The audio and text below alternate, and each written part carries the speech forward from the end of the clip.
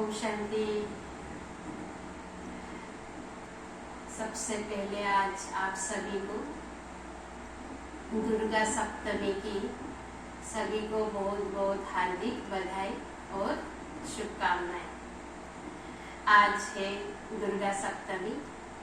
दुर्गा सप्तमी अर्थात माँ दुर्गा के सातवीं देवी सातवां दिन अर्थात कालरात्रि का दिन। कालरात्रि अर्थात महाकाली स्वरूप या रूप, उसका सारे भारत में गायन भी होता, पूजन भी होता, उपासना भी होती, आराधना भी होती है। ऐसी ये भयानक स्वरूप वाली देवी, क्योंकि अलग अलग देवियों का भारत में गायन होता है, लेकिन जब सप्तमी आती है, जब कालरात्रि का दिन आता है, तो इसी देवी का हम ऐसा स्वरूप देखते हैं। ये विचित्र स्वरूप है, क्योंकि इसमें ना कोई रूप दिखाया है, ना कोई सुंदरता दिखाई है, बल्कि जो भयानक स्वरूप दिखाया है, तो ये हमारे अंदर का जो सप्तम अर्थात सातवीं जो शक्ति है, वो सामना करने की शक्ति है। तो सामना किस बात का करना है? तो हमारे अंदर का जो भय है, भय अर्थात दुर्गुण है। दुर्गुण अर्थात हमारे अंदर की जो भी वीक पॉइंट्स, कमजोरियां हैं, उन सभी के साथ हमको सामना करना है। तो सामना करने की शक्ति के हिसाब से इस माँ का ये विचित्र स्वरूप हम देखते हैं, जिसमें हमको ये देखना मिलता है कि जैसे जो बाल है देवी के, वो भी भयानक स्वरूप में दिखाए हैं। तीसरा नेत्र खुला हुआ दिखाया है, और तीसरी बात ये आती है कि गले में जो मुंड की माला दिखाई है, तो वो एक प्रकाश स्वरूप अर्थात प्रकाशित माला जो चमक रही है गले में, वो हमारे अंदर जो भी भय है, ईर्ष्या है, दुर्गुण है, या क्रोध है, या जो भी प्रकार के मनोविकार वीक पॉइंट्स है, उनकी ये मुंड की माला दिखाई हुई है, जिस पे माँ ने विजय पाया है। तो विजय कैसे मिली, या इस भय के ऊपर माँ ने कैसे विजय पाया है? तो वो जैसे कहते हैं कि कितनी भी बड़ी मुसीबत हो, विकराल रूप हो, जैसे माँ कालरात्रि को ये भी कहा जाता है कि कालरात्रि अर्थात काल पे विजय पाने वाली। तो काल पे विजय पाना अर्थात जैसे कहा जाता है कि इसमें नारी का पांचवा स्वरूप को हम देखते हैं। तो नारी का जो सातवां स्वरूप है, उसमें नारी के लिए भी कितनी बड़ी तूफान हो, कितनी बड़ी परिस्थिति हो, कितनी भी बड़ा मुसीबत हो, लेकिन उस मुसीबत के अंदर माँ या तो हमारी नारी शक्ति जो है, उसमें हर एक को सुरक्षित रखने के लिए अपना खुद का समय हो, या खुद को बिल्कुल सुदृढ़ सुजतिस रखती है। दूसरी बात ये भी है कि नारी शक्ति के लिए देखने में आता है, क्योंकि उसका ये अनुभवी स्वरूप है, अनुभवी स्वरूप भी है, सुजति स्वरूप भी है, दूसरा परिपक्व स्वरूप भी है।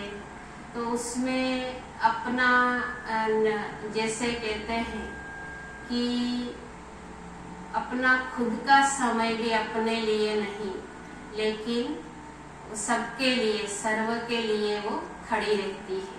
जैसे माँ काल रात्रि के लिए कहा जाता है कि जब उसमें अंदर दृढ़ता आ गई, दृढ़ता की शक्ति से उसने ठान लिया कि जो गलत बात है, वो गलत बात को, गलत जहाँ भी हो रहा है, वो गलत बात को माँ क्या करती है कि जहाँ गलत है,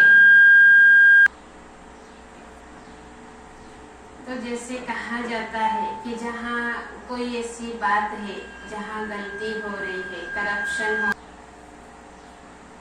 तो जैसे कहा जाता है कि जहाँ पर कोई ऐसी गलत बात हो रही है या फिर कोई ऐसी, कहाँ पर कोई घरों में किसी को डोमिनेट किया जा रहा है या किसी घरों में कहाँ पर करप्शन हो रहा है, तो ऐसी जो वाइसेस बातें होती है, तो वहाँ पर मतलब हमको एक्सेप्ट नहीं कर लेना है। एक्सेप्ट कर लो, फिर क्या है, जैसे हम स्वीकार कर लेते हैं और उसके बाद हम ये सोचते हैं कि हम सहन कर रहे हैं, और फिर सहन करते जाओ, तो वो वाली बात नहीं है। सामना करने की शक्ति मीन्स क्या है कि हम परिवार के साथ खड़े हैं, परिवार को साथ में सुरक्षित रखने की कोशिश कर रहे हैं। तो कहने का भावार्थ ये आता है कि काल रात्रि काली देवी का महत्व ये है कि जो बात गलत है तो उस पे हमको क्या करना है, उसका हमको सामना करना है। हमको किसी मानव मात्र का या कोई व्यक्ति का या किसी का भी हमको सामना नहीं करना है, लेकिन हमको जो उसके अंदर बुराई या वीकनेस या जो कोई ऐसा संस्कार है, उस बात का हम सामना कर रहे हैं। तो कहने का भाव ये आता है कि आज वर्तमान समय हम नारी शक्ति के लिए देखते हैं कि आज ऐसे अनेक आसुरी प्रवृत्ति के लोगों के साथ हमको सामना करना पड़ता है या सामना हो जाता है।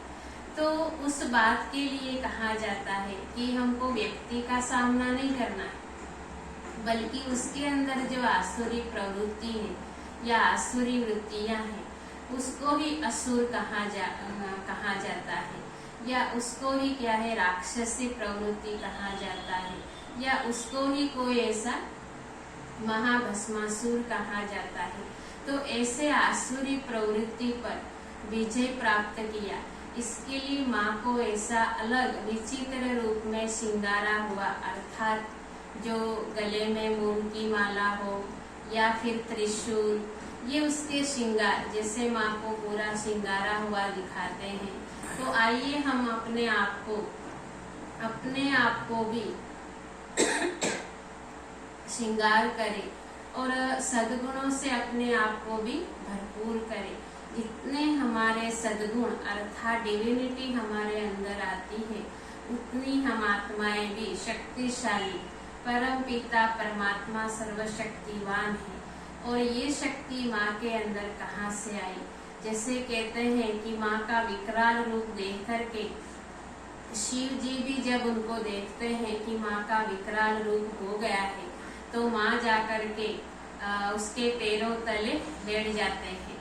शिव जी के लिए ऐसा दिखाते हैं कि शिव जी मतलब शंकर जी को दिखाया है, तो वो लेट जाते हैं, और जैसे माँ का कदम अर्थात पैर उसको लगता है, तो तब जाकर के माँ शांत हो जाती है।